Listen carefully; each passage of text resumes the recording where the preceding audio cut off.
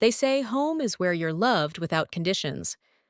But what if the house you grew up in only loved a version of you that never truly existed? My name is Emily Monroe. I was born in Fairview, Oregon, a town small enough for secrets to echo, but polite enough to pretend they never heard them. In my family, love was measured in test scores, acceptance letters, and how straight you sat at the dinner table. My father, Charles Monroe, was a tenured history professor at Pacific Northwest University, the kind who ironed his shirts every morning and read the Wall Street Journal during breakfast like it was scripture. My mother, Dr. Evelyn Monroe, was the principal of our local high school. Her voice never rose. She didn't need to yell. Her silence was worse. I was the second daughter, the invisible one. My older sister, Allison, had already checked all the boxes by the time I turned 12.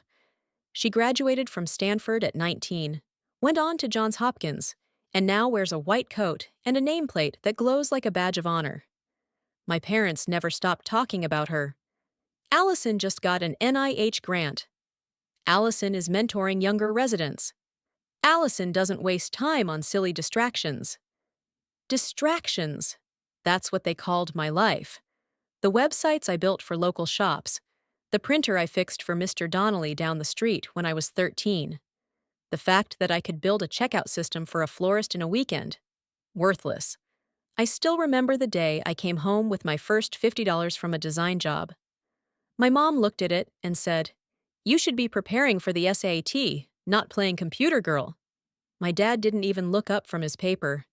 The silence said it all. By senior year, I was tired. Tired of nodding at college brochures I didn't care about. Tired of pretending I wanted a future that wasn't mine. So, one night in May, we sat around the dinner table, forks clinking, talk swirling around Princeton, Columbia, Yale. I waited until the room quieted, then said it as gently as I could. "I'm not applying to college." Everything stopped. My father laid his silverware down slowly, like the sound of metal might shatter the world. "What did you say?" "I've been working on a business. I have a plan. My clients. I've already saved up a few $1,000s. It was like I'd said I was running away to join a cult. "You will not throw your life away on nonsense," he said. "Not under my roof." My mother didn't speak. Her hands curled tighter around her glass, knuckles white. And Allison? She just looked at her plate like she didn't know me at all. I didn't cry. I didn't plead. I stood up, went to my room, and started packing. A week later, I left with 3 suitcases, an old laptop, and a broken sense of belonging. No one hugged me. No one said goodbye. That's the thing about walking away from a place that never made room for you. You don't have to slam the door. You just close it gently, and it still echoes like thunder. My first apartment was in Portland. 420 square feet of peeling paint, a crooked stove, and windows that whistled in the wind. But it was mine. I dragged a thrift store table to the corner and called it an office. I slept on a mattress on the floor and worked until the streetlights blinked on. I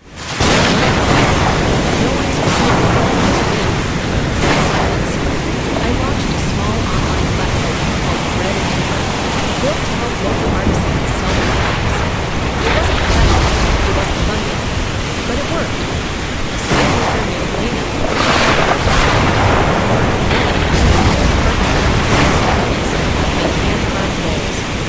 I took a small cut from each sale and belonged to them.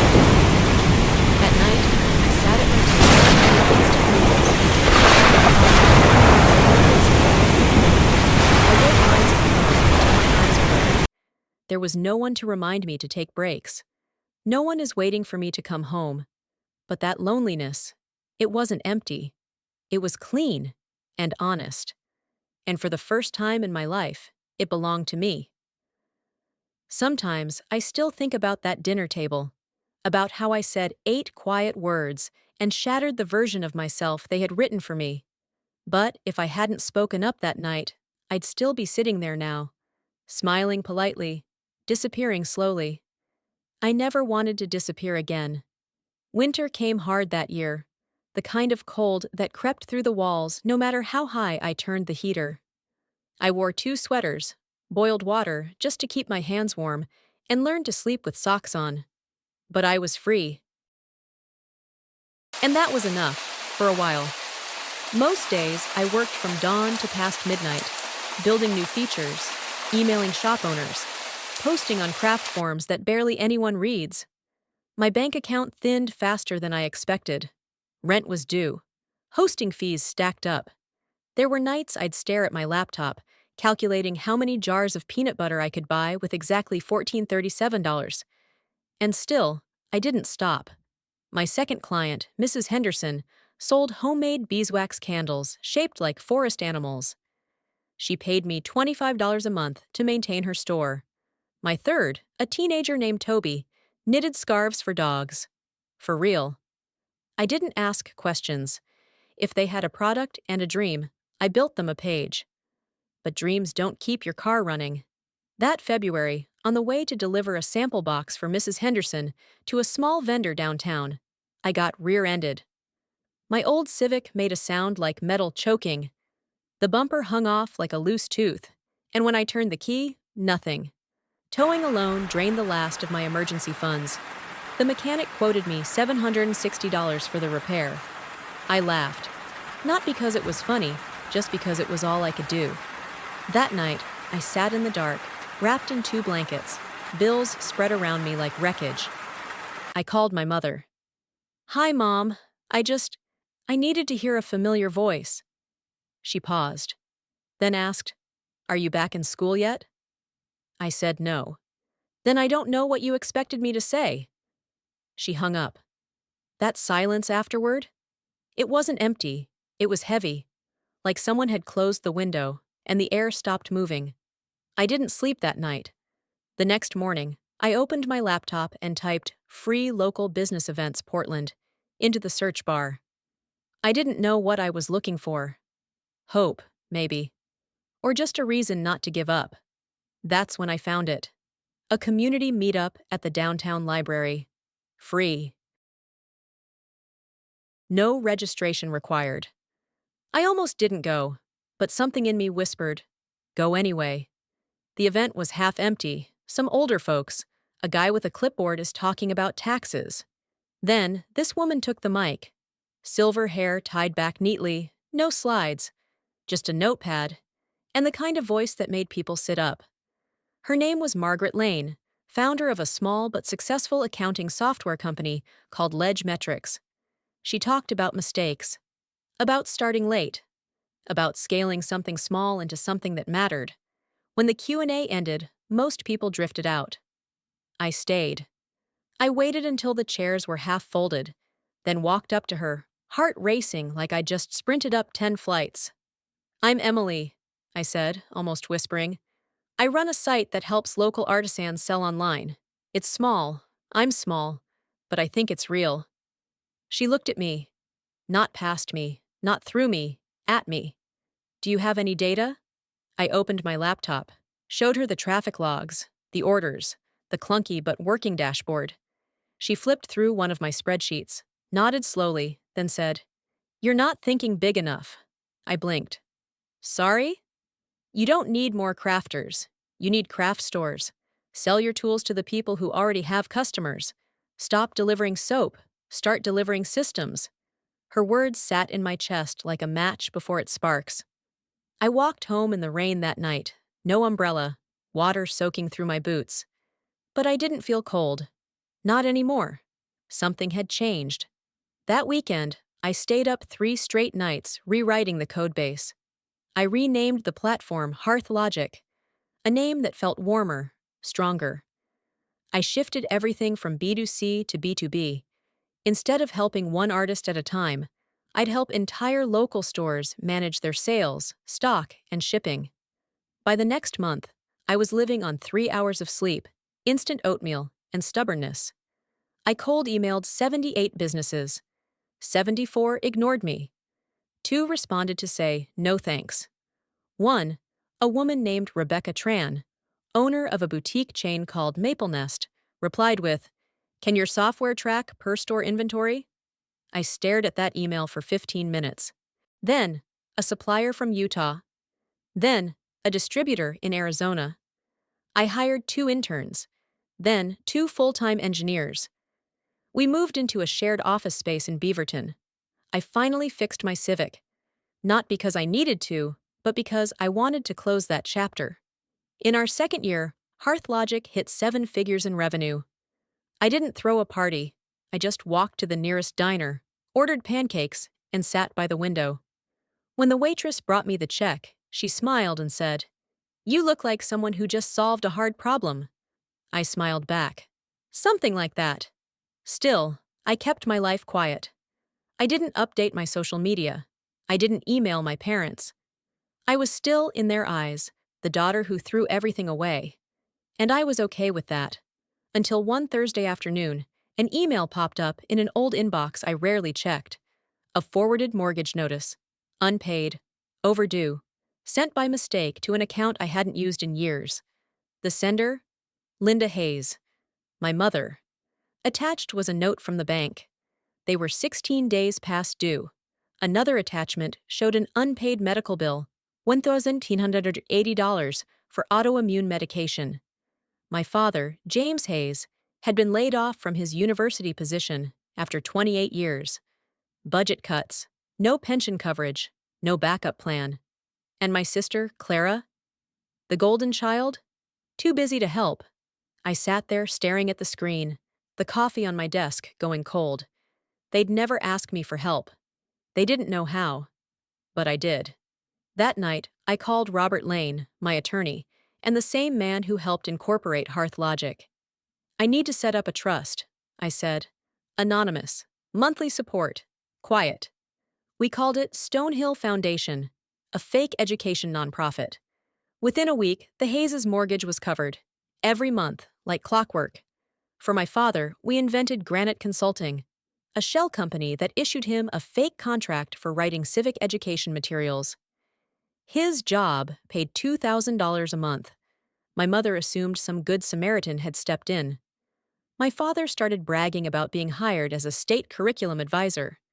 No one asked questions. No one looked closer. And I kept signing the transfers. I did the same when Clara gave birth to twins, Jacob and Ellie.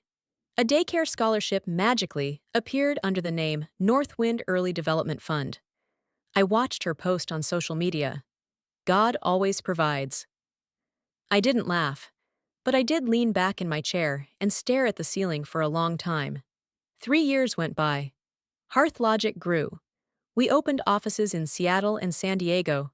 We crossed $10 million in valuation, then $30 million. I was featured in West Coast Tech Weekly, dubbed the quiet architect of artisan commerce. I spoke at conferences, mentored founders. I flew private once, just to see what it felt like. But still, every Christmas, I came home in a rented car, wearing old jeans. I sat at the table like a ghost while my mother toasted to Clara's latest medical award, and my father lectured about the importance of discipline in young professionals. They still called me the one who almost figured it out. I never said a word. Until Thanksgiving. I brought wine, and something else, a color-printed folder and a USB drive. I waited until dinner was nearly done, when the air was thick with turkey and tired stories. "I want to show you something," I said, placing the folder on the table. They stared, confused. My father frowned. Clara rolled her eyes. The first page was the cover of Tech Weekly. My photo. Smiling. Emily Hayes, CEO of HearthLogic, Tech Visionary of the Year. My father picked it up like it might burn him. "Where did you get this?" he asked. I looked him straight in the eye. "I didn't get it. I earned it." Then I opened the rest of bank statements from Stonehill, contracts from Granite, scholarship award letters, all of it, in black and white. "I'm the one who's been supporting you for 4 years, quietly." Silence. Complete. My father stood up. "You expect me to believe that a dropout? You already benefited from me?" I cut in. "You just didn't know it." My mother's voice broke the quiet, soft as a crack in glass. "Emily, why didn't you ever tell us?"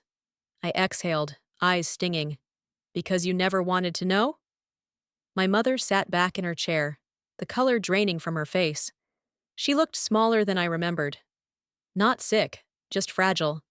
Like someone who'd spent her whole life keeping up a picture-perfect house and finally realized the paint was chipping. Clara was the first to speak. So, what? You expect applause now? For throwing some money around? I stared at her, feeling an old ache creep up my chest. No, I said quietly. I don't expect anything. I just wanted to stop pretending. Clara scoffed, folding her arms. I worked 14-hour shifts through my residency, slept on cold benches, ate crackers from the nurse's station. You write some code from a coffee shop and suddenly you're the family hero? My fingers tightened around the edge of the folder. I don't deny that you worked hard, but I did too. You just never looked past your reflection long enough to see it. My father slammed his palm against the table. Enough. I won't listen to this circus. You're twisting everything. I stood, calmly. I'm not twisting anything. I'm just done hiding. I picked up the folder, placed each page neatly back in order, and zipped it into my bag. My breath was steady. My voice didn't shake. I wasn't afraid. As I turned to leave, I heard my mother's voice behind me, almost a whisper. Emily, what about the support next month? I paused, one hand on the doorknob. Mom, I said without turning, people who think I'm a disgrace don't get to live off my success. And then I walked out. The rain had started, light at first, cold, but instead of curling my shoulders, I lifted my face to the sky. The drops hit my cheeks like soft slaps of release, each one washing off another layer of old shame. I didn't take a cab. I walked 5 blocks in the rain. By the time I reached the rental car, my hair was soaked, but my lungs had never felt clearer. I flew out the next morning, one-way ticket, to Florida. 3 years ago, I had bought a small house off the Gulf Coast in Clearwater. It was meant to be a quiet escape, tucked behind grapefruit trees and overgrown lavender. I'd only visited twice, but this time I wasn't here to rest. I was here to begin again. The first week, I threw everything out. The fake antique furniture, the beige rugs, the lifeless wall prints. I hired Elena, a local interior architect with calm eyes and calloused hands. I told her, I want a house that feels like breath. She smiled. Then we'll make it simple, real. While she worked, I made other changes. I called Robert. Shut it down, I said. All of it. Stonehill Foundation, dissolved. Granite Consulting, terminated. The scholarship fund, canceled after this year. No explanations, no arguments. I didn't owe any.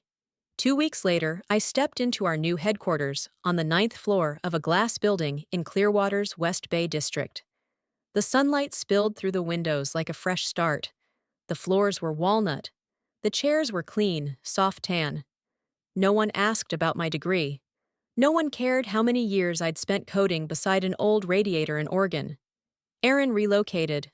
So did Maya, our project manager, and John, one of our earliest engineers. We stood in a circle on our first day, barefoot in the office before the furniture arrived, and toasted with lemonade. We're not hiding anymore, I said. They nodded. In the first quarter, we signed 3 new clients across Florida.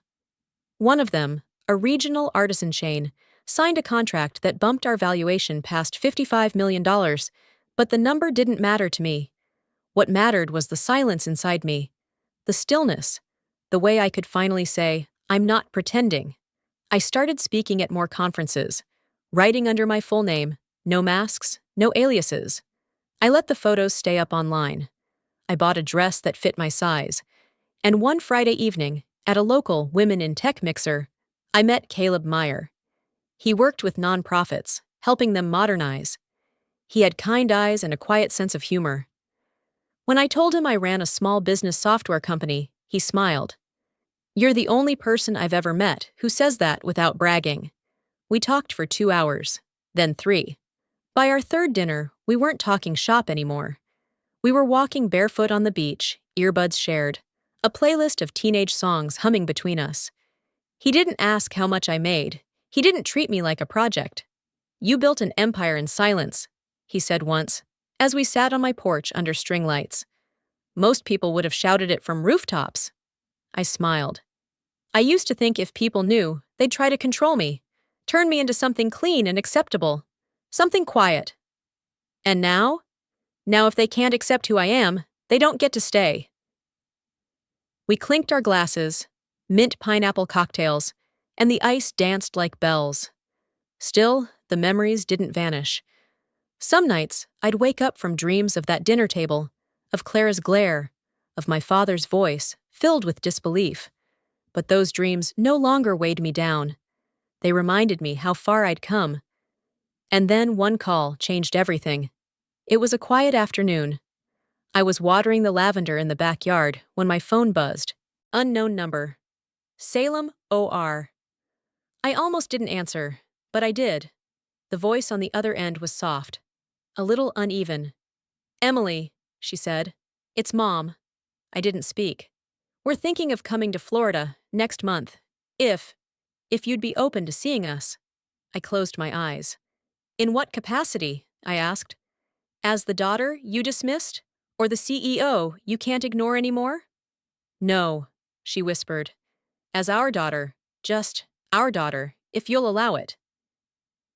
I didn't answer then. I needed time. Not to forgive, but to decide if there was anything left in that part of my story that still belonged to me. 3 weeks later, I chose a small cafe on the edge of Clearwater. Ocean breeze, a quiet porch, enough space for honesty, not performance. They arrived exactly at 9 a.m. My father walked slower than I remembered. His hair is nearly all white.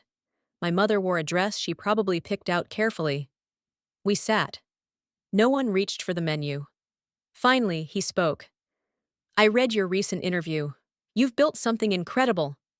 I nodded. No smile, just, "Thank you." My mother rested her hand on the table. "It took us too long to realize. You never needed to be anyone else's version of success." I met her eyes. "You don't have to say it. Not unless it's real." She lowered her gaze. For the first time, I saw Linda Hayes. Not the rule enforcer. Just a woman who once thought control was the same as care. My father's voice was lower now. "You once asked me what I saw when I looked at you. Today, I see the proof that I was wrong." I didn't cry, but something broke loose inside. "Dad, Mom, I'm not here for praise. I didn't build all of this to redeem myself. I built it because it's mine, because it's who I am." My mother nodded, not in protest, just quietly, as if finally ready to let go of the version of me she never really knew. We stayed another 20 minutes, talked about the weather, about the local farmer's market, about Clara's kids, though I wasn't ready to see them yet. When we left, my mom hugged me. Not tight, but long enough. And for the first time in my life, I felt it. She was hugging me, not a version she wished for. Just me. The next morning, I stood barefoot on the porch, holding my mug of coffee like a compass. The sky was pale orange, the sea hushed and smooth, like someone had ironed the water overnight. The breeze smelled like jasmine and old sunlight. I thought about everything, how I'd spent years hiding behind the idea that if I became successful enough, I'd be loved. That one day, if I just proved I was worthy, they'd see me, hear me, accept me. But the truth is, I had to love myself first. Had to accept that some people will only see the version of you that fits their story. And no matter how much light you create, they'll still choose to sit in the shade. That's not your fault. It took me almost 30 years to understand that. That morning, I opened my laptop and drafted a letter. Not to my parents, not to Clara, not even to myself. It was a letter to a girl who once cried herself to sleep in a cold dorm room in Eugene, whispering apologies into her pillow. I told her, "You were never wrong for dreaming louder than others could handle. You were never too much, too stubborn, too intense. You were just early and the world's always late for girls like you. Later that week, Caleb asked me to come with him to a fundraiser gala in Tampa. I hesitated at first. Gala meant gowns and small talk and people asking questions, but he smiled and said, "You don't have to prove anything. Just be there. With me." So I went. And that night, walking down the white marble steps of the venue, I heard someone behind me say, "Wait, isn't that Emily Hayes?" I didn't flinch, didn't lower my eyes. I turned around, smiled, and said, "Yes, it is," and walked on. A few months later, I got a letter. Handwritten. From Clara. It was short. 3 paragraphs. "I hated you for being different," she wrote, "because I didn't know how to be different myself. But now I see you. Not as a mistake, not as a rival, just as my sister." I didn't cry, but I felt something loosen again, like another door inside me had been unlocked without force. The day the villa was finished, Elna came by with her 2 boys. We had lemonade on the back deck, overlooking the water. "This house," she said, "feels like someone finally stopped running." I smiled, because I had, not because I'd reached some mountaintop, but because I'd stopped apologizing for climbing. One afternoon, I walked into the local middle school with Caleb and donated laptops for the girls' STEM program. The teacher asked if I could give a little speech. I didn't have one prepared. So I stood there in my jeans and said, "Don't let anyone tell you that the way you speak, dress, or dream is too much. You don't need to dim your light so others can shine." One girl raised her hand and said, "But what if people don't like us?" I smiled at her. Freckles, nervous smile.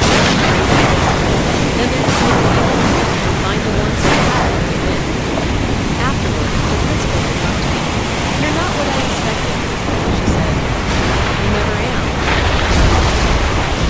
That evening, as the sun dipped below the wall and turned everything you've created something rare, not just a company, a life. In this way, it wasn't the $45 million valuation. It wasn't the awards. It was the peace I felt walking barefoot through my own house, humming along to a song no one else needed to approve. It was the way my name sounded now. Unapologetic, full, free. Emily Hayes. Once the girl no one believed in, now the woman no one could ignore. And not because I demanded it, but because I earned it.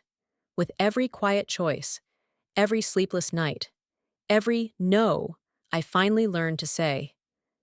This story doesn't end with revenge. It ends with a return. To myself. To the version of me that never needed to be fixed. Just freed. And when people ask me now, was it worth it? I smile. And I say, it wasn't worth it. It was about truth. And I found mine. Right here, in this house by the sea, where no one screams, "Get out," where I write my name on the door, and finally, walk in. When I first walked out of that cold family dinner, I thought the world would collapse around me. That love had to be earned by staying quiet, small, and agreeable. But I learned that silence is not peace, and approval is not love when it comes with conditions. I didn't build a $45 million software company to prove anyone wrong. I built it to prove to myself that I was right, that I was capable, that my ideas mattered, even if no one else saw them at first.